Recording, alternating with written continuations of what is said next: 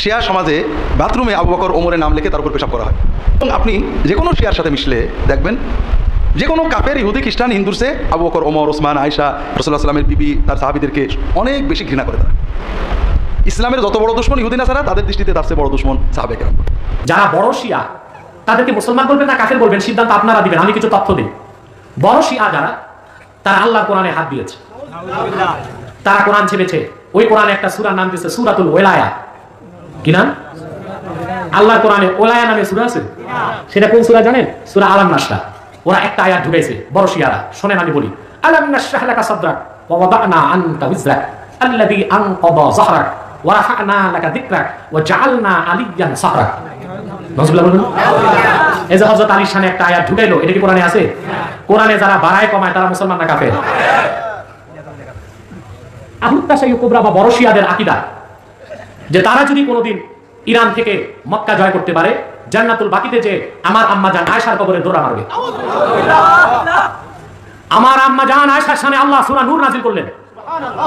সূরা নূর নাম দিয়ে আল্লাহ প্রমাণ করলেন হযরত আয়েশা যার বাইরেও নূর ভিতরেও নূর, সে আয়েশার শানে এত বড় গুস্তাখি করে যে বড় শিয়ারা, তাদেরকে আমরা মুসলমান বলতে পারি না। তিন, বড় শিয়া যারা, তাদের আকীদার কিতাব উসুলে কাফিতে তারা লিখেছে ইরতাদ্দান নাসু বাদা ওয়াফাতিন নবী সাল্লাল্লাহু আলাইহি সাল্লাম ইল্লা আলী। আল্লাহ রাসূল সাল্লাল্লাহু আলাইহি ওয়াসাল্লাম দুনিয়া থেকে বিদায় নেওয়ার পর হযরত আলী ছাড়া বাকি সব সাহাবী কাফের মুরতাদ হয়ে গেছে। সেই বড় শিয়াদের তাদের মুসলমান হওয়ার সুযোগ আছে? তারা কি জোরে কোন? এক নম্বর, তারা মনে করে আমরা আলী আলামুল গায়েব, আলী গায়েব জানতো বা জানতেন। মিরআতুল আনওয়ার পৃষ্ঠা নম্বর 59। তারা মনে করে যে লাবুদ্দা মা শাহাদাতি আল্লাহ ইলাহা ইল্লাল্লাহ ওয়া আন্না মুহাম্মাদার রাসূলুল্লাহ, আল্লাহ সাক্ষী দেওয়া এবং নবী সাল্লাল্লাহু আলাইহি সাল্লামের সাক্ষী দেওয়া, অর্থাৎ শাহাদাতের সময় অবশ্যই আলী রাদিয়াল্লাহু তাআলা আনহু আল্লাহর ওলি এর সাক্ষী দিতে হবে। তাই তাদের আজানে, মসজিদে এবং মৃতকে তারা তালকিন করার সময় এই কালেমা বা এই কালেমার সাথে এটা সংযুক্ত করে বলে। দেখা যেতে পারে তাদের বই ফুরুল কাফি 3য় খণ্ড 82 পৃষ্ঠা।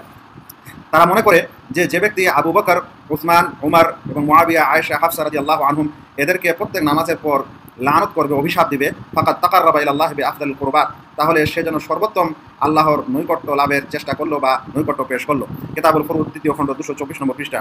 তারা আরও মনে করে যে তাদের যারা ইমাম, অর্থাৎ 12 ইমামে বিশ্বাসী ইসনা আশারি শিয়ারা বা বর্তমান যুগের বৃহৎ দলটি বলছেন লা ইয়াতাকাল্লামুনা ইল্লা বিল ওয়াহী, তাদের ইমামরা ওহী ব্যতীত কথা বলেন না। ওয়া হাযা মিন যরুরিয়াতি দীনিল ইমামিয়া, এবং এটা দ্বীনে ইমামিয়া মানে ইমামি শিয়াদের একটি জরুরি বিষয়, তাদের দ্বীনের অংশ। বিহারুল আনওয়ার 17 খণ্ড 155 পৃষ্ঠা। বর্তমান ইরানের জনক খোমাইনি মনে করছেন তার হুকুমা ইসলামিয়া বইয়ের 52 নম্বর পৃষ্ঠা বলছেন যে আন্নালি আইম্মাতিনা মাকামান লা ইয়াবলুগু মালাকুন মুকাররাব ওয়া নাবিয়্যুন মুরসাল, আমাদের আইম্মাদের এমন কিছু মর্যাদা রয়েছে যে মর্যাদা না তো কোনো ফেরেশতার না কোনো প্রেরিত রাসূলের আছে। তারা বর্তমানে বিশ্বাস করে যে কবরে সর্বপ্রথম যে জিনিসটি জিজ্ঞাসা করা হবে সেটা হলো আলুল বাইত, অর্থাৎ নবী সাল্লাল্লাহু আলাইহি সাল্লামের বংশধরের মহব্বত ও ভালোবাসার সম্পর্কে। বিহারুল আনওয়ার 27 খণ্ড 79 পৃষ্ঠা। তারা মনে করে যে সমস্ত মাখলুকের হিসাব কিয়ামতের দিনে আইম্মাদের সুপর্দ করা হবে, আইম্মাদেরকে দায়িত্ব দেওয়া হবে। এই দেখা যেতে পারে তাদের এই বিশ্বাস আল ফুসুল আল মুহিম্মা ফি উসুলিল আইম্মা 1ম খণ্ড 446 নম্বর পৃষ্ঠা। তারা মনে করে যে সকল মানুষ আল্লাহ রাসূল সাল্লাল্লাহু আলাইহি সাল্লামের মৃত্যুর পর মুরতাদ হয়ে গেছিল, ইসলাম থেকে ফিরে গেছিল, কেবলমাত্র সালমান ফারসি, আবু যার গফারি এবং মিকদাদ বিন আসওয়াদ ও আম্মার ইবনে ইয়াসির এরাই ইসলামে ছিল, এছাড়া আর কেউ ছিল না। আল আনওয়ার আন-নুমানিয়া 1ম খণ্ড 81 নম্বর পৃষ্ঠা। তারা মনে করে যে বা বিশ্বাস করে যে আবু বকর, উমর এরা কাফের হয়ে গেছিল, আর যারা তাদেরকে ভালোবাসবে তারাও কাফের। হাক্কুল ইয়াকিন পৃষ্ঠা নম্বর 552 দেখা যেতে পারে। তারা বিশ্বাস করে যে তাদের আইম্মা এবং ওলিদের কবরের জিয়ারত করা এটা উত্তম হচ্ছে হজের চাইতে, বা এটি একটি ফরজ হজের সমতুল্য। তারা মনে করে ফরিদাতুম মিনাল ফারায়েদ ওয়া ইয়াকফুরু তারিকুহা, এটা একটি ফরজ বিষয়, যদি কেউ প্রত্যাখ্যান করে তাহলে কাফের হয়ে যায়। এটা দেখা যেতে পারে কামিল কিতাব ও কামিল জিয়ারাত পৃষ্ঠা নম্বর 183। এই সকল আকীদার কারণে আমরা কি বর্তমান যুগে শিয়াদেরকে মুসলিম বলতে পারি? মধ্যপ্রাচ্যে সকল অশান্তির মূলে প্রথমত ইসরায়েল, এরপরই অশান্তি সৃষ্টি করে ইরান। কেন? এক, ইসরায়েলের ইহুদিরা নিঃসন্দেহে কাফের, লানতপ্রাপ্ত, ইসলাম ও মুসলমানের চিরশত্রু, কোনো সন্দেহ নাই। আর ইরানে যারা রাষ্ট্রীয় ক্ষমতায় আছে, বিশেষ করে শিয়া সম্প্রদায়, তারাও মূলত ইসলাম ও মুসলমানের শত্রু। এবার তাদেরকে আমরা জিন্দিক বলি, মোনাফেক বলি, যেটাই বলি। এবং আমরা যদি ইতিহাস পর্যালোচনা করি দেখতে পাই যে মধ্যপ্রাচ্যে ইসলাম ও মুসলমানের বিপক্ষে চক্রান্তটা শিয়াদের বর্তমানে নতুন না, এর 1000 বছর আগ থেকে। যেমন আমি একটা উদাহরণ দিচ্ছি আপনাদেরকে। যখন এশিয়া মাইনর অঞ্চলে, বিশেষ করে তুরস্ক, হাল্ব, তারপরে ফিলিস্তিন, এদিকে ইরান, আজারবাইজান, বিশাল অঞ্চল নিয়ে সেলজুক শাসন ছিল। তো সেলজুক শাসনের সময়, সেলজুক শাসনের স্বর্ণযুগ ছিল যখন সেলজুকদের মন্ত্রী ছিল নিজামুল মুলক। এই নিজামুল মুলক আপ্রাণ চেষ্টার মাধ্যমে সেলজুকদের মাধ্যমে মধ্যপ্রাচ্যে এবং মধ্যপ্রাচ্যের বাইরে মুসলিম ওয়ার্ল্ডে জ্ঞান বিজ্ঞান সংস্কৃতির ব্যাপক প্রসার করেছিলেন। তখন শিয়ারা প্রথম মঙ্গলদেরকে উস্কানি দেয় সেলজুকদের বিরুদ্ধে। দুর্ধর্ষ চেঙ্গিস খানের বংশধর অনুসারী মঙ্গল যারা, তাদের সাথে ছিল ইহুদি এবং খ্রিস্টানদের কিছু পাদ্রী পুরোহিত, আর সাথে ছিল শিয়া। তারা বারবার প্ররোচনা দিয়ে সেলজুক শাসনের বিরুদ্ধে মঙ্গলদের দিয়ে হামলা করিয়েছে। এই একটা কাজ তারা বারবার করেছে। তখন পরবর্তীতে মিশরে ফাতেমীয়দের শাসনামলেও সেখানেও ছিল প্রচুর পরিমাণ শিয়া। তারা মিশরে প্রচুর সুন্নিদেরকে হত্যা করেছে, শহীদ করেছে। এবং কোনো মধ্যপ্রাচ্যে বা মধ্যপ্রাচ্যের বাইরে কোনো মুসলিম রাষ্ট্রে মুসলিম শাসক যারা সুন্নি তাদেরকে স্থিতিশীল অবস্থায় দেশ পরিচালনা করতে দেয়নি তারা। এই যে শিয়াদের গাদ্দারিটা, এটা খুব পুরনো, 1000 বছর আগ থেকে। সবচেয়ে অবাক করা বিষয় যে আমরা একজনের নাম জানি, হাসান বিন সাবাহ। এই লোকটা ছিল শিয়াদের মধ্যে 12টা ফেরকার মধ্যে সবচেয়ে জঘন্যগুলোর একটা ইসমাইলিয়া। এই ইসমাইলি ফেরকায় বিশ্বাসী হাসান বিন সাবাহ। সে পাহাড়ের 10,000 ফুট উপরে আস্তানা গেড়েছিল, এটা পারস্য অঞ্চলে, এবং সে একটা বাহিনী তৈরি করেছিল, ফেদাই বাহিনী। ওই বাহিনীর কাজই ছিল মুসলিম শাসক আর জ্ঞানীগুণীদেরকে হত্যা করা। সেলজুকদের মন্ত্রী নিজামুল মুলক রহমতুল্লাহ, তিনি এই পৃথিবীতে ইসলামী বিশ্ববিদ্যালয় প্রতিষ্ঠা করেছিলেন, মাদ্রাসা নেজামিয়া। আপনারা শুনলে অবাক হবেন, সে মাদ্রাসা নেজামিয়ার ছাত্র ছিলেন শেখ আব্দুল কাদের জিলানী রহমতুল্লাহ। সেই মাদ্রাসা নেজামিয়ার অধ্যক্ষর পদ গ্রহণ করেছিলেন ইমাম গাজ্জালি 22 বছর বয়সে। সেই নেজামুল মুলক যখন হজ করে ফিরতেছিলেন রোমে, তখন এই হাসান বিন সাবাহ সে তার ফেদাই একজন সদস্য দিয়ে ছুরিকাঘাতে নেজামুল মুলককে শহীদ করেছিল। পরবর্তীতে আমরা দেখতে পাই অটোমনরা যখন ওসমান গাজীর মাধ্যমে অটোমনরা যখন সাম্রাজ্য প্রতিষ্ঠা করলো, আমরা খেলাফত ওসমানিয়া বলি, ওসমানী অটোমন রাজত্ব যেটা, তখনও এই শিয়া সম্প্রদায়ের লোকেরা অটোমনদের বিরুদ্ধে সবসময় চক্রান্ত করত। সবচেয়ে আশ্চর্যের বিষয়, হযরত নুরউদ্দিন জঙ্গি রহমতুল্লাহর আদেশে সালাউদ্দিন আইয়ুবী রহমতুল্লাহ যখন ক্রুসেডারদের বিরুদ্ধে যুদ্ধ করেছেন, সেই ক্রুসেডারদের বিরুদ্ধে যুদ্ধে নুরউদ্দিন জঙ্গি রহমতুল্লাহ এবং সালাউদ্দিন আইয়ুবী রহমতুল্লাহর বিরোধিতা করেছে শিয়া সম্প্রদায়। তো তারা কখনোই ইসলাম ও মুসলমানের পক্ষে তো কাজ করার প্রশ্নই আসে না, বরং সবসময় তারা সুযোগ গ্রহণ করেছে ইসলাম ও মুসলমানের বিপক্ষে চক্রান্ত কিভাবে করা যায়। নির্লজ্জভাবে আমরা দেখেছি আব্বাসী খেলাফতের যখন অবসান ঘটল, যে আব্বাসী খেলাফতের মাধ্যমে অর্ধেক পৃথিবী আব্বাসীগণ শাসন করেছেন, বাদশাহ মুতাসিম, তার সময় ওনার ওজিরে আজম ছিল শিয়া। সেই শিয়া প্রধানমন্ত্রী চেঙ্গিস খানের নাতি হালাকু খানকে পত্রযোগে দাওয়াত দিয়েছে যে আপনি আসুন বাগদাদ হামলা করুন। ধূর্ত শিয়া মন্ত্রী তখন বাদশাহ মুতাসিমকে বুঝালো যে কোনো সময় দেশ আক্রান্ত হতে পারে, আপনি সেনাবাহিনীকে সীমান্তে পাঠিয়ে দেন। তো সরল খলিফা মন্ত্রীর কথা বিশ্বাস করে সমস্ত সৈন্যবাহিনীকে সীমান্তে পাঠিয়ে দিল, আর সেই সুযোগে হালাকু খান লোকজন নিয়ে বাগদাদে ঢুকলো। আর একদিনের যুদ্ধে হালাকু খান বাগদাদে 18 লক্ষ মুসলমানকে শহীদ করেছে। বাগদাদের সবচেয়ে বড় ইসলামী গবেষণাগারকে আগুনে জ্বালিয়ে দিয়েছে। সেই গবেষণাগারে কি যে দুর্লভ জ্ঞানের আকর ছিল। ইমাম গাজ্জালি রহমতুল্লাহ লেখা একটা তাফসিরের কিতাব ছিল 48 খণ্ডে পাণ্ডুলিপি, সেই কিতাবটাকে আগুনে জ্বালিয়ে দেওয়া হয়েছে। আর এই সব কাজের নেতৃত্ব দিয়েছিল ভিতর থেকে বাদশাহ মুতাসিম, খলিফা মুতাসিমের যিনি ওয়াজির ছিলেন, সে ছিল শিয়া। অতএব শিয়ারা সবসময় মুসলমানদেরকে অস্থির রাখতে চেয়েছে, অশান্ত রাখতে চেয়েছে। এভাবে আস্তে আস্তে আপনি ইতিহাসের বিভিন্ন অধ্যায় থেকে আমি কথাটা বলে থাকি। দেখুন, মুঘলরা যখন দিল্লিতে শাসক, তখন বাদশাহ আকবর ছিল পরাক্রমশালী একজন শাসক। তাকে আমি বাদশাহ আকবর বলি না, বাদশাহ অজগর বলি। এই লোকটাকে দিয়ে এই শিয়া সম্প্রদায় একটা নতুন ধর্ম তৈরি করালো। আপনারা জানেন বাদশাহ আকবরের দরবারি মৌলবী ছিল আবুল ফজল। একজন ছিল আবুল ফজল, একজন ছিল মোল্লা ফয়জি, তার আরেক ভাইয়ের নাম ছিল আবুল ফজল আল্লামী।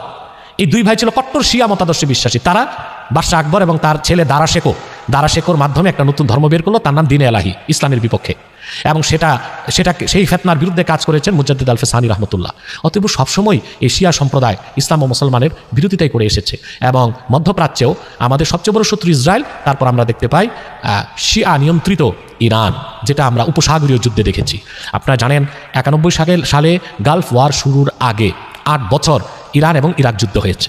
কেন হয়েছে তা কি জানেন আপনারা? এই দেশের মানুষ জানে? যারা বরাবরই ইরানের দালালি করে, বরাবরই যারা সৌদি আরব এবং সৌদি আরবের পাশে অন্যান্য যে আরব রাষ্ট্র আছে, সে আরব রাষ্ট্রগুলোর এবং আরবি শাসকদের বিরোধিতা করে, তার কি ইতিহাসগুলো জানে?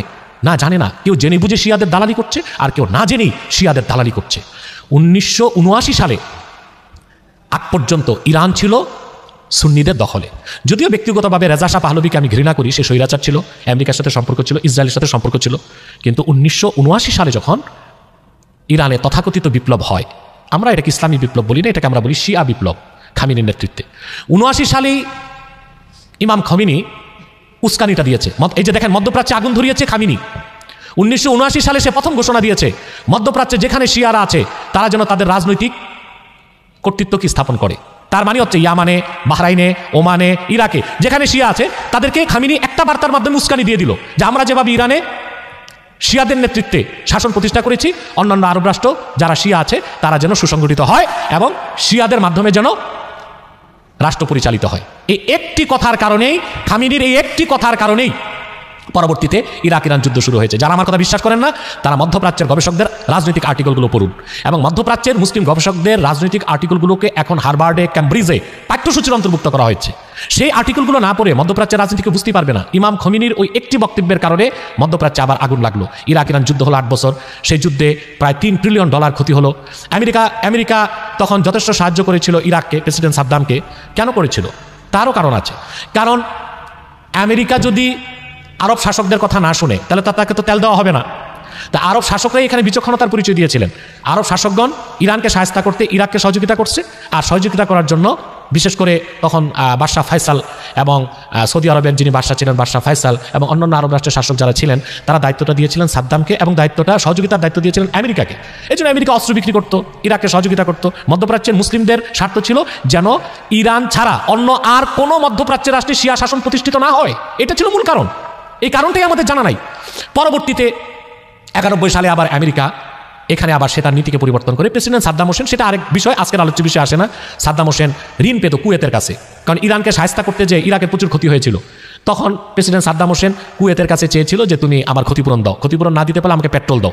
যখন সে পেট্রোল দেয় নাই তখন সাদ্দাম হোসেন নিজেই কুয়েতকে দখল করে ফেলেছিল, যে কারণে দ্বিতীয় বিশ্ব ইরাকে আবার আমেরিকা হামলা করে উপসাগরীয় যুদ্ধের সূচনা হয়। তাহলে দেখা যাচ্ছে আগুন তো কাফের মুশরিক ইহুদিরা আমাদের চরম শত্রু, আমেরিকা সহ পশ্চিমা দুনিয়া আমাদের শত্রু, কিন্তু ভিতর থেকে মধ্যপ্রাচ্যে সব সময় অশান্তির আগুনটা ধরিয়েছে ইরান, কারণ ইরান হচ্ছে শিয়া মতাদর্শে বিশ্বাসী। পরবর্তীতে দেখুন, যখন প্রেসিডেন্ট সাদ্দাম হোসেন ইরাকের প্রায় 250 ফাইটার এবং প্লেন ইরানে রেখেছিল, ইরান সবগুলো প্লেন চুরি করে ফেলেছিল। একটা প্লেনও প্রেসিডেন্ট সাদ্দামকে ফেরত দেয় নাই। সে তার পূর্বের 8 বছরের যুদ্ধের প্রতিশোধ নিয়েছিল। তারপর দেখুন 2003 সালে আবার ইরাকে আমেরিকা হামলা করলো। তারপর ইরাকের দায়িত্ব কারা নিল? সেই শিয়া মতাদর্শে বিশ্বাসী যারা, তারা। প্রেসিডেন্ট সাদ্দাম হোসেন আমাদের আরবি মুসলিমদের একজন বীর পুরুষ ছিলেন, তার ফাঁসির রায়টাকে দিয়েছে ইরাকে। যে বিচারপতি ছিল সে ছিল শিয়া। ঈদের দিন প্রেসিডেন্ট সাদ্দামকে ফাঁসিতে ঝুলালো কারা? ইরাকের শাসক যারা, তারা ছিল শিয়া। প্রেসিডেন্ট সাদ্দামের ফাঁসির পর তার মুখে থুতু নিক্ষেপ করেছে কারা? তারাও ছিল শিয়া। আসলে মধ্যপ্রাচ্যের সবচেয়ে বড় শত্রু আমাদের ইসরায়েল, তারপর হচ্ছে ইরান। এটা মধ্যপ্রাচ্যের শাসকরা ভালো করেই বুঝে, যদিও আমরা বাঙালি যারা তারা আবেগী লাফালাফি করি, আমরা অনেকটাই বুঝি না। অতএব আমার স্পষ্ট বক্তব্য, মধ্যপ্রাচ্য অশান্তির জন্য মূলত দায়ী ইসলাম ও মুসলমানের সবচেয়ে বড় শত্রু ইহুদি এবং অবৈধ রাষ্ট্র ইসরায়েলের যারা শাসক, তারপরই অশান্তির মূলে ইরান। অতএব শিয়াদের ব্যাপারেও আমাদের সজাগ এবং সতর্ক থাকতে হবে।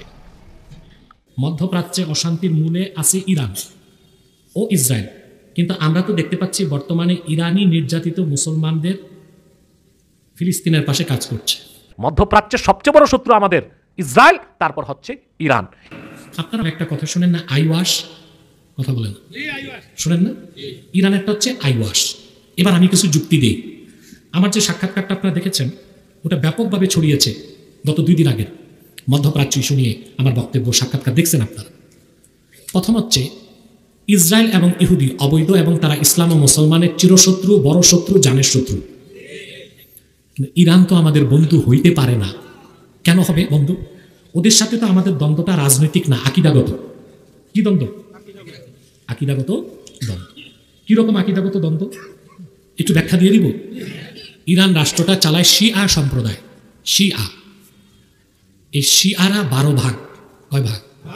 এটাকে বলা হয় ইসনা আশারিয়া। মূলত শিয়ারা 2 ভাগ। কয় ভাগ? একটা আহলুত তাশাইয়ু কোবরা আর একটা আহলুত তাশাইয়ু সুগরা। ভালো করে বুঝেন। আহলুত তাশাইয়ু কোবরা যারা বড় শিয়া, ওদের আকীদা কি শুনবেন? বলবো। কোরআন শরীফে ওরা মনে করে আল্লাহর কোরআনে রদবদল হয়েছে।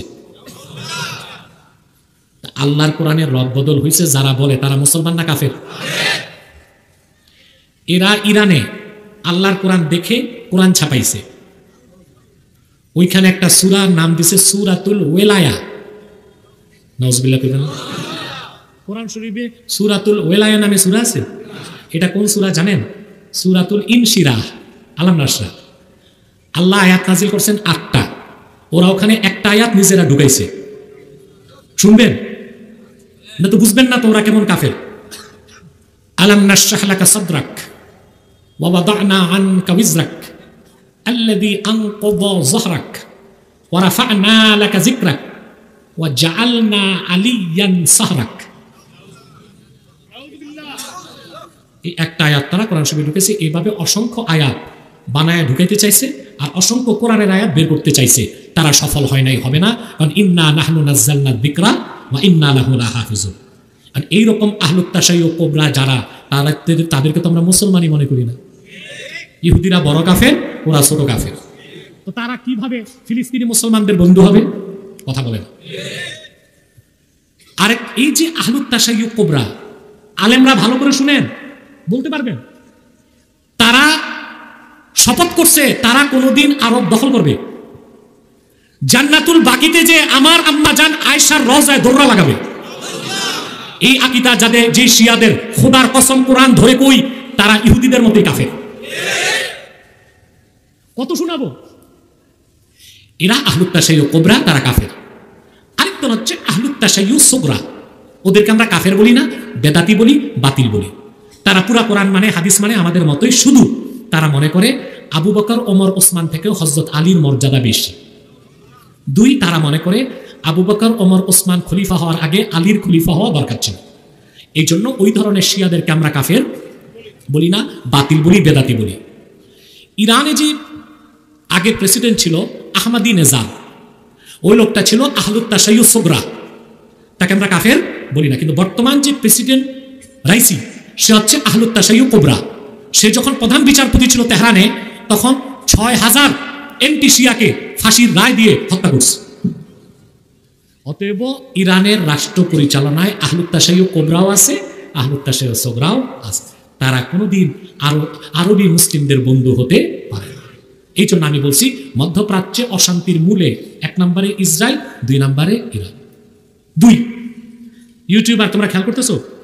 2, সৌদির যুবরাজ বিন সালমান ইয়ামানে হামলা করছে, শুনছেন? হুতিদের উপর। কেন করছে ভাই? কারণটা কি খুঁজছেন কোনোদিন? শুধু গালিগালাজ করেন, বিন সালমান মুসলমান মারতেছে। কেন করছে? ইয়ামান 2 ভাগে বিভক্ত। হুতিরা এখন যে নিয়ন্ত্রণ নিচ্ছে, এই জায়গার প্রেসিডেন্ট ছিলেন আব্দুল হাদি, তিনি একজন সুন্নি মুসলিম। ইরানের প্ররোচনায় হুতিরা তাকে নির্বাসিত করছে, তিনি এখন থাকেন সৌদি আরবে। তো আরব সরকার কোনোদিন চাইবে না যে সৌদি আরবের পাশে ইয়ামানের মতো একটা আরবি দেশ, মুসলিম দেশ, রাষ্ট্র ক্ষমতায় শিয়ারা যাক। এটা কি চাওয়া উচিত হবে? এই জন্যই হুতিদেরকে দমন করা হয়েছে। 3, আপনারা জানেন 2014 সালে বাহরাইনে শিয়ারা আপনার রাষ্ট্র ক্ষমতা দখল করতে চাইছে। কোথায়? বাহরাইনে। তখন সৌদি আরবের রয়্যাল ফোর্স যে বাহরাইনের শাসককে রক্ষা করছে, সুন্নিদের হাতে এখন পর্যন্ত বাহরাইন আছে। আসেন, হুতিরা ক্ষেপণাস্ত্র মারছে ইসরায়েলে, তারা বিনা অনুমতিতে সৌদির আকাশ ব্যবহার করছে। কেন? এটা কি বৈধ কাজ? সৌদি আরবের আকাশের উপর দিয়ে আকাশ ব্যবহার করে তারা ইসরায়েলে ক্ষেপণাস্ত্র কেন মারবে? ইরানের এবং হুতিদের ঘাঁটি তো সিরিয়াতে আছে, সিরিয়ার পাশেই তো ইসরায়েল। তো সিরিয়া থেকে হামলা না করে ইরান থেকে 1400 মাইল দূরে ইসরায়েল, ইয়ামান থেকে সৌদি আরবের আকাশকে ব্যবহার করার অর্থই হচ্ছে ইরান চেয়েছিল মধ্যপ্রাচ্যের যুদ্ধে সরাসরি সৌদি আরব জড়ায় যাক। তাহলে সেই ইরানকে কি আমরা মধ্যপ্রাচ্যে মুসলমানদের বন্ধু মনে করতে পারি? আসেন, জন্মের পর থেকেই শুনি ইসরায়েল আর ইরান দ্বন্দ্ব। তো ইরান কেন ইসরায়েলে হামলা করে না? ইসরায়েল কেন ইরানে হামলা করে না? আপনারা জানেন প্রেসিডেন্ট সাদ্দাম হোসেন, তিনি ইরাকে নিউক্লিয়ার প্ল্যান্ট, অ্যাটম বোমা বানানোর সবকিছু করে ফেলছিল। কে? 1981 সালে এই ইসরায়েলের ইহুদিরা সরাসরি ফাইটার নিয়ে ইরাকে এসে ইরাকের নিউক্লিয়ার প্ল্যান্টকে ধ্বংস করে দিছে। সেজন্য সাদ্দাম আর অ্যাটম বানাইতে পারে নাই। যদি অ্যাটম বানাইতে পারত, সাদ্দামের লাঠির চোটে ইসরায়েল নামক রাষ্ট্র 80-র দশকেই মুছে যেত। কিন্তু ইরান তো অ্যাটম বোম বানায় ফেলছে। সেই ইরানে ইসরায়েল কেন হামলা করে না? ইরানের নেতা আর ইসরায়েলের ইহুদি নেতারা ইদুল বিরাল খেলা খেলতেছে। অর্থাৎ ইরান চায় আরবের মুসলিমরা যুদ্ধ করবে, জীবন দিবে, ইসরায়েলকে ধ্বংস করবে, আর খেলা খেলবে ইরান। না, এই সুযোগ আরবের নেতারা দিবে না। আমরা বাঙালি ডাইল ভাত খাই তো মোটা মাথা, এই জন্য বুঝি না। কিন্তু যারা আরব দেশের নেতা, সৌদি আরবের বাদশাহ এবং তার ছেলে বিন সালমান, তারপরে কাতারের বাদশাহ, ওমানের বাদশাহ, তারা তো বাদশাহী দেমাগ, তারা বুঝে শুনেই কাজ করে। তারপর ইরানের পক্ষ থেকে বলা হয়েছিল ইসরায়েল যদি গাজায় স্থল অভিযান চালায়, ইরান সরাসরি যুদ্ধে যাবে। এখন পর্যন্ত 6 সপ্তাহ হয়ে গেছে ইরান ইসরায়েলে কেন হামলা করে নাই? বোঝা যায় দাল মে কুছ কালা হ্যায়, ঠিক না? বহুত কথা আছে ভাই, এগুলো আপনারা যারা গবেষক না তারা বুঝবেন না। এই জন্য আমি বলছি মধ্যপ্রাচ্যে অশান্তির মূলে ইহুদি ইসরায়েল, 2 নম্বরে হচ্ছে ইরান। আমাদের দেশের হুজুগে বাঙ্গাল না বুঝেই ভাল ভারে যে ইরান সহযোগিতা করতেছে। ইরান সহযোগিতা করবে না তো কি করবে? ইরান চাচ্ছে মধ্যপ্রাচ্যে সুপার পাওয়ার হইতে। সে যদি ইসরায়েলের বিরোধিতা না করে তো মুসলিম দুনিয়া তো তাকে সুপার পাওয়ারের স্বীকৃতি দিবে না। এই জন্য সে ইরানের বিরুদ্ধে বড় বড় হুমকি দেয়, হুতিদেরকে দিয়ে প্রক্সি যুদ্ধ করে, হিজবুল্লাহকে দিয়ে প্রক্সি যুদ্ধ করে। কিন্তু ইরান তো ওয়াদা করেছিল সরাসরি সে ইসরায়েলে হামলা করবে, করে নাই কেন? প্রশ্ন কিনা? তারপরও আমার কথা, যতটুকু করে আমরা সাধুবাদ জানাই ইরানকে, কিন্তু অতিরিক্ত মারহাবা গাভার সুযোগ নাই। ওরা যে কোনো সময় গাদ্দারি করতে পারে। এই ইরান চক্রান্ত করে প্রেসিডেন্ট সাদ্দামের বিরুদ্ধে বিদ্রোহ করছে, কুর্দিদেরকে খেপাইছে, আমেরিকাকে ডেকে আনছে, ইরাক যুদ্ধে সাদ্দামকে বন্দী করছে। মধ্যপ্রাচ্যের সিংহ পুরুষ ছিল সাদ্দাম হোসেন, সুন্নি নেতা। ইরানের শিয়া বিচারকরা ইরাকে সাদ্দামের ফাঁসির রায় দিছে। ঈদের দিন তাকে ফাঁসি দিছে। ফাঁসির পরে কুখ্যাত শিয়ারা সাদ্দাম হোসেনের চেহারায় থুতু নিক্ষেপ করছে। আমেরিকার ইহুদিরা যা করে নাই, ইরানের শিয়ারা তা করেছে, ইরাকের শিয়ারা তা করেছে। তারা মুসলমানের বন্ধু হইতে পারে না। বাংলাদেশে সাংবাদিক যেগুলো আছে, যে চ্যানেল এটা কি পড়াশোনা আছে নাকি? কথা কয়, এই যে টিভির তো অভাব নেই, 72 টিভি, ডাব্বা টিভি, কত টিভি। এই সাংবাদিক পড়াশোনা আছে কয়টার? আমি তো দেখি না। জার্নালিজম, সাংবাদিকতা বুঝে, খবর একটা পায়, ওইটারই কন্টেন্ট বানায় ছড়ায়। ইসরায়েল ইরাকে হামলা করছিল, সনটা বলে দেয়, 7 জুন 1981 সালে। অপারেশন নাম ছিল অপারেশন অপেরা। এই হামলা করে ইহুদিরা সাদ্দাম হোসেনের নিউক্লিয়ার প্ল্যান্টকে ধ্বংস করেছিল। কিন্তু ইরান একটা কিছুই বলতেছে না। ওরা জানে মুসলমানকে অস্থির রাখতে ইহুদিরও দরকার, ইরানের শিয়াদেরও দরকার। এবং শিয়াদের উৎপত্তির পেছনে যে লোকটি ছিল তার নাম হলো আব্দুল্লাহ ইবনে সাবা। ইহুদি ছিল, পরবর্তীতে এসে মুসলিমদের বেশ ধারণ করে মুসলিমদের ক্ষতি সাধন করার জন্যই মূলত এই গ্রুপটি তারা আবিষ্কার করে। শিয়াদের সম্পর্কে আমাদের দেশের সাধারণ মুসলমানদের মধ্যে ধারণা খুবই কম। আমরা অনেকেই মনে করি মুসলিমদের মধ্যেই একটি সাধারণ দল শিয়া, অথচ শিয়াদের যে সমস্ত বিশ্বাস আছে সেই বিশ্বাসগুলো ইসলামের একেবারে মৌলিক বিশ্বাসগুলোর সাথে অনেকগুলো বিশ্বাস আছে যেগুলো সাংঘর্ষিক। অনেক ভাই বোনরা মনে করেন যে শিয়াদের সাথে আহলুস সুন্নাহ ওয়াল জামাআতের, অর্থাৎ যারা কোরআন এবং সুন্নাহকে দলিল হিসাবে গ্রহণ করে সেটাকে অনুসরণ করে, তাদের সাথে শিয়াদের একটা পার্থক্য তারা মনে করেন যে শুধুমাত্র খেলাফত নিয়ে, অর্থাৎ আবু বকর রাদিয়াল্লাহু আনহু এবং আলী রাদিয়াল্লাহু আনহুর ভিতরে কে বেশি খেলাফতের হকদার এটা নিয়ে মত পার্থক্য। আসলে বিষয়টা তা নয়, বরং শিয়াদের বিশ্বাসগুলোকে একত্র করা কঠিন। তাদের মধ্যে অনেকগুলো দল উপদল আছে, তার ভিতরে কমন কিছু বিশ্বাস আছে বেশিরভাগ শিয়ারা লালন করে। তার ভিতরে একটি হলো তারা কালিমাতুত তাওহীদ আমরা যেটা বলি এটাকে যথেষ্ট মনে করে না। তারা মনে করে লা ইলাহা ইল্লাল্লাহ মুহাম্মাদুর রাসূলুল্লাহ এবং আলিয়্যুন ওয়ালিয়ুল্লাহ, এটাও স্বীকৃতি দিতে হবে, মুখে উচ্চারণ করতে হবে, তারপর মানুষ মুসলিম হবে। তাদের মধ্যে কোনো গ্রুপ আছে যারা কোরআনে কারিমের 30 পারার যে কোরআন এটার ব্যাপারে তারা সন্দেহ পোষণ করে এবং তারা কোরআনের বিকৃতিতে বিশ্বাস করে বা বিকৃতি করে, এটাকে তারা সঠিক মনে করে বিকৃতি করে থাকে। তাদের মধ্যে বড় অংশ বা সবচেয়ে বেশি অংশ বলা যেতে পারে, তারা প্রায় সবাই বলা যেতে পারে, তারা সাহাবীদেরকে সবাইকে, কয়েকজন বাদে আলী রাদিয়াল্লাহু আনহু, আব্বাস রাদিয়াল্লাহু আনহু সহ, কয়েকজন বাদে হাসান হুসাইন, ফাতিমা রাদিয়াল্লাহু আনহুম সহ আহলে বাইত যারা, তারা ছাড়া বাকিদেরকে তারা কাফের মনে করে এবং সাহাবীদেরকে গালমন্দ করাটা এটাকে তারা সবের কাজ মনে করে, ইবাদত মনে করে। আয়েশা রাদিয়াল্লাহু আনহা রাসূল আকরাম সাল্লাল্লাহু আলাইহি ওয়াসাল্লামের সহধর্মিনী, তার চরিত্র নিয়ে তারা সন্দেহ করে, যার চরিত্রের বিষয়ে কোরআন কারীমে সূরা নূরে আল্লাহ সুবহানাহু ওয়া তাআলা পরিষ্কারভাবে ঘোষণা দিয়েছেন। যাই হোক, এ হলো মোটামুটি শিয়াদের কয়েকটা জঘন্য বিশ্বাসের আলোচনা। এবারে আসি শিয়াদের একটা বিশেষ দল, তাদেরকে ইসনা আশারিয়া বলা হয়। মূলত ইসনা আশার শব্দের অর্থ হলো 12। ইসনা আশারিয়া গ্রুপ বলতে শিয়াদের ওই গ্রুপকে বলা হয় যারা 12 জন ইমামে বিশ্বাস করে, অর্থাৎ যারা মনে করে যে 12 জন ইমাম আল্লাহর পক্ষ থেকে নির্ধারিত, তারা রাসূল করিম সাল্লাল্লাহু আলাইহি ওয়াসাল্লামের ওয়াফাতের পরে ধারা পরম্পরায় আসছেন এবং তাদের মধ্যে প্রথম ইমাম ছিলেন আলী রাদিয়াল্লাহু তাআলা আনহু এবং সর্বশেষ ইমাম ছিলেন মুহাম্মদ ইবনে হাসান আল আসকারী। এসব ইমামদের সম্পর্কে, ইমামদের মধ্যে সর্বশেষ ইমাম যিনি মুহাম্মদ ইবনে হাসান আল আসকারী, তারা মনে করে তিনি লুকায়িত হয়ে গেছেন, আবার প্রকাশিত হবেন এবং এই ইমামরা সবাই নিষ্পাপ, তারা কোনো ভুল-ত্রুটির ঊর্ধ্বে এবং এই ইমামরা সকল প্রকার ইবাদত বন্দেগীর ঊর্ধ্বে উঠে গেছেন, তাদের কোনো ইবাদত বন্দেগী করতে হয় না। এই বিশ্বাসগুলো লালন করে থাকে ইসনা আশারিয়া গ্রুপ।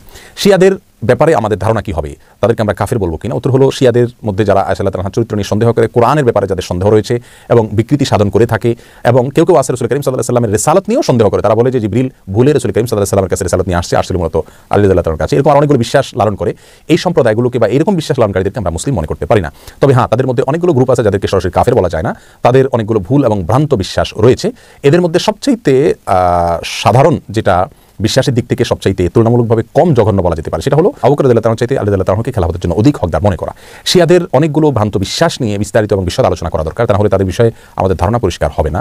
একজন মুসলিম হিসাবে আমাদেরকে সঠিক ধারণা যেমন রাখতে হবে, তেমনিভাবে ইসলামের বিষয়ে কারা কি ভুল ধারণা লালন করে সেগুলো আমাদের জানতে হবে।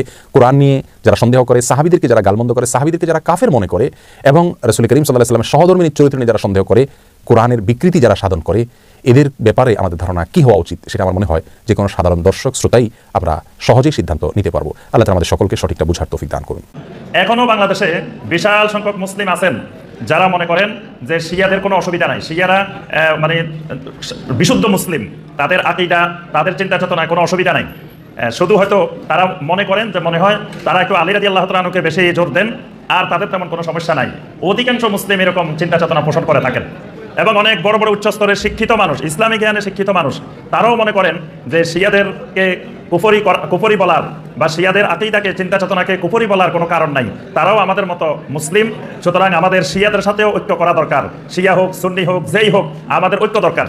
তাহলে বোঝা গেল যে শিয়ারা কত ভয়ঙ্কর, শিয়া মতবাদ, শিয়া আকীদা কত ভয়ঙ্কর ঈমান আকীদার জন্য, সেই বিষয়ে আমরা সজাগ নই। যত জাল হাদিসের আবিষ্কার হয়েছে, এই জাল হাদিসের আবিষ্কারের পিছনে শিয়াদের ভূমিকা বিশাল আকারে ছিল। মুসলিমদের মধ্যে একের পর এক যত গৃহযুদ্ধ, যত ফিতনা, যত সমস্যা তৈরি হয়েছিল, এগুলার পিছনে শিয়াদের বিশাল হাত ছিল। এই জন্য তারা এক এক সময় এক এক নাম দিয়ে, এক এক সিস্টেমে তারা সুন্নিদের মধ্যে বিভিন্ন আকীদা, চিন্তা চেতনা প্রবেশ করায়। সুন্নিরা এই ক্ষেত্রে টেরো পায় না। সবসময় তারা শিয়া নামে সুন্নিদের মধ্যে প্রবেশ করে না। এক এক সময় এক এক নাম দিয়ে, এক এক মাধ্যমে তারা সুন্নিদের ভিতরে প্রবেশ করে থাকে। বাংলাদেশে দেখবেন পাক পাঞ্জাতনের নামে প্রত্যেক মুসলিমের ঘরে ঘরে শিয়া আকীদা, শিয়া চিন্তা চেতনা ঢুকে আছে। দেখবেন ক্যালেন্ডারের ভিতরে হাত একটা দিয়ে 5টা আঙ্গুল দেওয়া আছে। এই আঙ্গুল, এই হাত অসংখ্য মুসলিমের ঘরে ঘরে আছে, এবং এটাকে পাক পাঞ্জাতন তারা নাম দিয়েছে। এই পাক পাঞ্জাতনের শিরকি আকীদা বাংলাদেশের মানুষের ভিতরে ঢুকে আছে। শিয়া আকীদাটা, পাক পাঞ্জাতনের আকীদা, শিয়াদের এই ভ্রান্ত আকীদা সুন্নিদের ঘরে ঘরে, সুন্নিদের রন্ধ্রে রন্ধ্রে প্রবেশ করে আছে। শিয়ারা এই পাকের আবিষ্কারক। 5টি পাকের, তারা পাক পাঞ্জাতন মানে 5টি পাক তারা আবিষ্কার করেছে। এই পাকের খপ্পরে পড়ে এই দেশের সুন্নিরা দেখবেন অধিকাংশ জায়গায় আল্লাহ রাব্বুল আলামিনকেও বলে আল্লাহ পাক, নবী সাল্লাল্লাহু আলাইহি ওয়াসাল্লামকেও বলে রাসূলে পাক, হুজুরে পাক।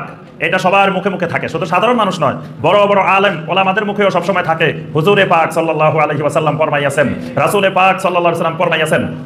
তাহলে নিজের অজ্ঞাত মানে সারে, নিজের অজান্তেই শিয়াদের ওই চিন্তা চেতনা লালন করে যাচ্ছি আমরা। শিয়াদের যে বিভ্রান্তমূলক আকীদাগুলো, এগুলো এক একটা আকীদা ভয়ঙ্কর কুফরি আকীদা। যেমন শিয়ারা সাহাবায়ে কেরামের ব্যাপারে যে আকীদা পোষণ করে থাকে, এই আকীদা কুফরি আকীদা। প্রত্যেক সাহাবায়ে কেরামকে মহব্বত করা, সাহাবায়ে কেরামকে ভালোবাসা, সাহাবায়ে কেরামের প্রতি সবসময় ভালো দৃষ্টি পোষণ করা, এটা আহলুস সুন্নাহ ওয়াল জামাতের আকীদার একটি গুরুত্বপূর্ণ অংশ। কোনো একজন সাহাবীর ব্যাপারেও কোনো খারাপ ধারণা রাখা যাবে না, কোনো একজন সাহাবীকে গালিগালাজ করা যাবে না, কোনো একজন সাহাবীকে কোনো ধরনের তহমত, অপবাদ আরোপ করা যাবে না।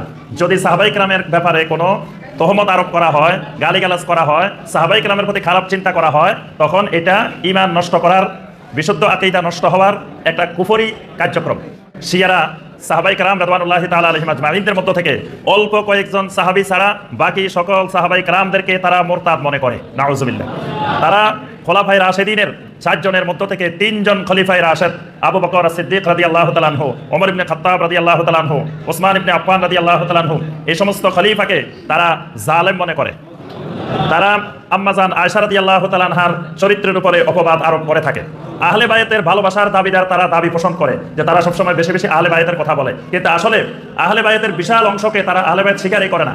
তারা শুধুমাত্র কয়েকজনকে, আলী রাদিয়াল্লাহু তাআলা আনহু, ফাতেমা রাদিয়াল্লাহু তাআলা আনহা, হাসান রাদিয়াল্লাহু তাআলা আনহু, হুসাইন রাদিয়াল্লাহু তাআলা আনহু, এই কয়েকজনকে তারা আহলে বায়াত মনে করে। এর বাহিরে বাকি আহলে বায়াত যারা, যেমন নবী সাল্লাল্লাহু আলাইহি ওয়াসাল্লামের সকল স্ত্রীরা আহলে বায়াত, তারা নবী সাল্লাল্লাহু আলাইহি ওয়াসাল্লামের স্ত্রীদেরকে আহলে বায়াত হিসাবে স্বীকার করে না। তারপরে আপনার নবী সাল্লাল্লাহু আলাইহি ওয়াসাল্লামের সকল ছেলে, সকল মেয়ে, তাদের বংশধর, তারাও আহলে বায়াতের অন্তর্ভুক্ত। আব্দুল মুত্তালিবের বংশধরদের মধ্য থেকে যারা ইমানদার তারা সকলেই আহলে বায়েতের অন্তর্ভুক্ত, কিন্তু এই বিশাল অংশ আহলে বায়েতের এই অংশটাকে তারা মুসলিমই মনে করে না। তাহলে যারা সাহাবাই কেরামের প্রতি বিদ্বেষ পোষণ করে, সাহাবাই কেরামকে মুরতাদ মনে করে, যারা খোলাফায়ে রাশেদিনকে খোলাফায়ে রাশেদিন মনে করে না, আহলে সুন্নাত ওয়াল জামাতের গুরুত্বপূর্ণ আকীদা এই 4জন খোলাফায়ে রাশেদিনকে খোলাফায়ে রাশেদিন হিসাবে মেনে নেওয়া। এই জন্য কারণ এই 4জন খলিফাকে খোলাফায়ে রাশেদিন হিসাবে মেনে না নিলে এই সময়ের মধ্যে ইসলামের অনেক বিধি বিধান, অনেক হুকুম আহকাম, অনেক দিনের গুরুত্বপূর্ণ বিষয়ে যে সকল সিদ্ধান্ত হয়েছে এই সিদ্ধান্তের উপরেই সন্দেহ এসে যাবে, ঈমান হুমকির মুখে পড়বে। কারণ এই খোলাফায়ে রাশেদিনের সময় কোরআনে কারীম সংকলন করা হয়েছে। যদি খোলাফায়ে রাশেদিনের আদালতের ব্যাপারে, ইনসাফের ব্যাপারে সন্দেহ থাকে, তাহলে কোরআনের ব্যাপারে সন্দেহ আসবে। এই সময় নবী সাল্লাল্লাহু আলাইহি ওয়াসাল্লামের হাদিসগুলোকে সংরক্ষণ করা হয়েছে। যারা হাদিস বর্ণনা করছেন তাদের ব্যাপারেই যদি আকীদা বিশুদ্ধ না থাকে তাহলে তার ইমানের ব্যাপারে সমস্যা তৈরি হবে। তাহলে আমাদের মূল ইমানের কেন্দ্র যেগুলো, সেন্টার যেগুলো, সেই ইমানি সেন্টারগুলোতে, ইমানি কেন্দ্রগুলোতেই শিয়ারা আঘাত করেছে। তাহলে যেই ব্যক্তি এই জাতীয় চিন্তা চেতনাগুলোকে মুসলিমের কার্যক্রম বা বিশুদ্ধ আকীদার খেলাফ মনে করেন না, তার আকীদার মধ্যেও সমস্যা আছে। ইরাকের খবর নেই, সেই সিরিয়ার খবর নেই, সেই লেবাননের খবর নেই, এবং সেই পাকিস্তান, আফগানিস্তান সর্বত্রই আপনি পাবেন আজকে সুন্নি মুসলিমেরা নির্যাতিত, তারা মাজলুম হিসাবে জীবনযাপন করছে, তাদের উপর যত ধরনের জুলুম নির্যাতনের স্টিম রুলার চালাচ্ছে এই সেই শিয়া সম্প্রদায়, এই শিয়া জাতি। সুতরাং শিয়া কারা, এদের পরিচয় একজন সুন্নি মুসলিমের কাছে অস্পষ্ট হওয়ার কথা নয়। আজকে প্রকাশ্যে জবাই করা হচ্ছে, বোমা মেরে উড়িয়ে দেওয়া হচ্ছে সুন্নিদেরকে। কারা এরা? এরা তো সেই আমেরিকান বাহিনী শুধু নয়, এরা হলো তথাকথিত মুসলিম নামধারী এই শিয়া। এরা সেই ইসরায়েলের ইহুদি নয়, এরা তথাকথিত নামধারী মুসলিম এই শিয়া। অতএব শিয়াদের পরিচয় আপনার জানতে আর বেশি বাকি নেই। শিয়া এটি একটি আরবি শব্দ, যে শব্দটির শাব্দিক অর্থ হচ্ছে সহযোগী, সহকারী, অনুসারী, সাহায্যকারী। তো সাধারণত শিয়া তারা দাবি করে থাকে তাদের এই নাম দিয়ে তারা আলী রাদিয়াল্লাহু আনহু ও তার পরিবারবর্গের সহযোগী, তাদের সহকারী, তাদের অনুসারী, তাদের সাহায্যকারী। এই দৃষ্টিকোণ থেকে তারা এই নামটি ধারণ করেছে। প্রকৃতপক্ষে আরো তারা দাবি করে থাকে আহলুল বাইত, আহলুল বাইতের তারা সহযোগী, সহকারী, সাহায্যকারী, অনুসারী। আহলুল বাইতের ব্যাখ্যায় আমরা পরে আসবো ইনশাআল্লাহ। আসলে শিয়া এই নামটি তারা সুন্দর অর্থ দেখেই ধারণ করেছে, কিন্তু বাস্তবে তার অবস্থান, তাদের অবস্থানটি যেন ভিন্ন, একেবারেই সম্পূর্ণ। আজকে মুসলিম সমাজের, সুন্নি সমাজের বড় শত্রু হচ্ছে, ইহুদ খ্রিস্টানদের চেয়েও বড় শত্রু হচ্ছে এই শিয়া সমাজ, যার বাস্তব প্রমাণ আপনি আজকে ইরাকে পাচ্ছেন, সিরিয়াতে পাচ্ছেন, লেবাননে পাচ্ছেন, ফিলিস্তিনেও পাচ্ছেন, পাকিস্তানেও পাচ্ছেন, আরো আফগানিস্তানে ইত্যাদি বহু দেশে, এবং ইরানে তো রয়েছে। অতএব শিয়া এর শাব্দিক অর্থ হলো সাহায্যকারী, অনুসারী।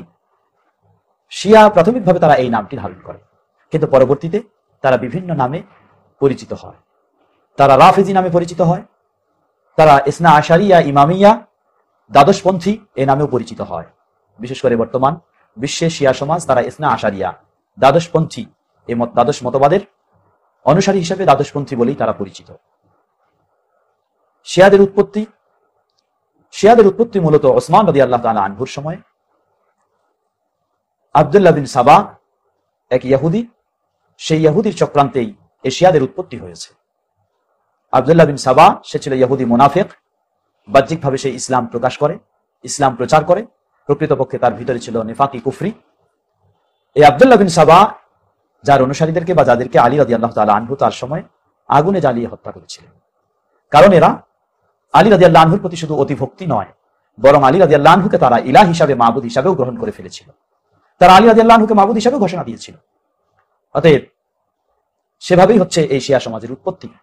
পরবর্তীতে আলী রাদিয়াল্লাহু আনহু থেকে হাসান রাদিয়াল্লাহু আনহু, হুসাইন রাদিয়াল্লাহু আনহু এবং তাদের পরবর্তী বংশধরের অনুসারী হচ্ছে, এবং তাদের প্রতি অতিভক্তি প্রদর্শনকারী যারা, এরাই হচ্ছে শিয়া। শিয়া এদের বৈশিষ্ট্য কি? শিয়াদের বৈশিষ্ট্য হলো, সুন্নি যারা, তাদের বৈশিষ্ট্য হচ্ছে তারা মুহাম্মদ সাল্লাল্লাহু আলাইহি ওয়াসাল্লামকে, খোলাফায়ে রাশিদিনকে, সাহাবায়ে কেরামকে শ্রদ্ধা জানায়, তাদের অনুসরণ করে, তাদেরকে ভালোবাসে। আর শিয়াদের বৈশিষ্ট্য হলো তারা আলী রাদিয়াল্লাহু আনহুকে, হাসান হুসাইন ফাতেমা রাদিয়াল্লাহু আনহুমকে এবং তাদের বংশধরকে তারা শ্রদ্ধা জানায়, ভালোবাসে, তাদের অনুসরণ করে। প্রকৃতপক্ষে তাদের অনুসরণ তারা করে না, বরং তাদের নামে বিভিন্ন কিছু তৈরি করে নিয়ে সেই আলোকেই তারা অনুসরণের দাবি করে থাকে। শিয়া, বিশেষ করে রাফেজি সমাজ বা দ্বাদশপন্থী শিয়া সমাজ, তারা রাসূল সাল্লাল্লাহু আলাইহি ওয়াসাল্লামের প্রতি অশ্রদ্ধা প্রদর্শন করে, যার কারণে তাদের আজান শুনবেন, যখন মুয়াজ্জিন আজান দেয় আশহাদু আন্না মুহাম্মাদার রাসূলুল্লাহ, সেখানে তারা কেউ বলে আশহাদু আন্না মুহাম্মাদুর রাসূলুল্লাহ ও আলী ওয়ালিউল্লাহ, আবার কেউ বলে চরমপন্থী যারা আশহাদু আন্না আলী রাসূলুল্লাহ, এভাবেও তারা দাবি করে। শিয়াদের চরমপন্থী শিয়া, এই দ্বাদশপন্থী শিয়া সমাজ, রাফিজি শিয়ারা, তারা খোলাফায়ে রাশিদিনের মাঝে আবু বকর রাদিয়াল্লাহু আনহু, ওমর রাদিয়াল্লাহু আনহু, ওসমান রাদিয়াল্লাহু আনহুকে চরমপন্থীরা খলিফা হিসেবে স্বীকার করার তো দূরের কথা, বরং তাদেরকে সাহাবী হিসাবেও স্বীকার করে না, তাদেরকে মুসলিম হিসাবেও স্বীকার করে না, তাদেরকে জালেম মুরতাদ বলে তারা বিশ্বাস করে থাকে। নাউযুবিল্লাহ। এ হচ্ছে এই ভ্রান্ত শিয়া সমাজের বিশ্বাস। সবচেয়ে আরো আশ্চর্যের বিষয় হলো আজকে সুন্নি সমাজ, মুসলিম সমাজ ইসলামের মূল নীতি নির্ধারকের বিষয় হিসাবে 1 নম্বর হচ্ছে কোরআনুল কারীমকে যেভাবে গ্রহণ করেছে, আজকে সেই শিয়া সমাজ তারা এই কোরআনকে সেভাবে গ্রহণ করেনি। তারা বলে যে এই কোরআন অসম্পূর্ণ কোরআন, এটি সম্পূর্ণ নয়, কারণ এটা হলো ওসমান রাদিয়াল্লাহু আনহু সংকলন করেছেন, তার আগে আবু বকর রাদিয়াল্লাহু আনহু সংকলন করেছেন। তাই আবু বকর রাদিয়াল্লাহু আনহু, ওসমান রাদিয়াল্লাহু আনহুর প্রতি বিভিন্ন রকমের অপবাদ দিয়ে তারা এই কোরআনকেও অসম্পূর্ণ কোরআন বলে দাবি করে। তারা বলে যে পরিপূর্ণ কোরআন হচ্ছে মুসহাফ ফাতেমা, যেখানে সূরা রয়েছে বেলায়া, সেখানে সূরা রয়েছে ফাতেমা, সূরা রয়েছে হাসান হুসাইন, যার এই অংশগুলি তাদের 12তম ইমাম, 12তম ইমাম, যার এখনো আবির্ভাব ঘটেনি, সে অদৃশ্যে রয়েছে, তার আবির্ভাব যখন ঘটবে সেই কোরআনের বাকি অংশগুলি নিয়ে আসবে। সম্মানিত সুধীবৃন্দ, সর্বোপরি সুন্নি এবং শিয়ার মাঝে বিশাল পার্থক্য, যে পার্থক্য বলা যেতে পারে মুসলিম ও মুসলিমের মাঝে পার্থক্য। বিশেষ করে চরমপন্থী শিয়া যারা, তাদেরকে কোরআনের ক্ষেত্রে যাদের এই আকীদা যে পরিপূর্ণ কোরআন নয়, খোলাফায়ে রাশিদিনকে যারা মুসলিম বলে না, তারা তো কখনো মুসলিম হতে পারে না। সর্বোপরি শিয়াদের মাঝে কেউ হয়তো এই চরমপন্থী নয়, নরমাল শিয়া রয়েছে। যেই ধরনের শিয়া হোক না কেন, সকল শিয়াদের সুন্নিদের সাথে সম্পর্ক হলো সুন্নিদেরকে কিছু ক্ষতি করতে পারলে, তাদের কিছু কষ্ট দিতে পারলে, এটা হচ্ছে শিয়াদের কাছে ফজিলতের বিষয়, এটা হলো তাদের কাছে সওয়াবের কাজ। অতএব আপনি শিয়াকে বন্ধু হিসাবে মেনে নিতে চাচ্ছেন, আপনাকে একটু চিন্তা করা দরকার, শিয়া কোন দিন মানে চলে, তারা কি কোরআন এবং সহিহ সুন্নাহর দিন মেনে চলে না কোনটি, একটু চিন্তা করা দরকার। আল্লাহ সুবহানাহু ওয়া তাআলা এই শিয়াদের সঠিক পরিচয় জেনে তাদের বিষয়ে আমাদের সঠিক অবস্থান গ্রহণ করে আমাদেরকে সঠিক পথের উপর প্রতিষ্ঠিত থাকার তৌফিক দান করুন। আর সেই শিয়া সমাজের জন্য আমরা দোয়া করছি, আল্লাহ সুবহানাহু ওয়া তাআলা তাদেরকে বাতিল মতবাদ বর্জন করে সঠিক ইসলামের দিকে আল্লাহ তাদেরকে হেদায়েত দান করুন। আমিন। ওয়া আখিরু দাওয়ানা আলহামদুলিল্লাহি রাব্বিল আলামিন।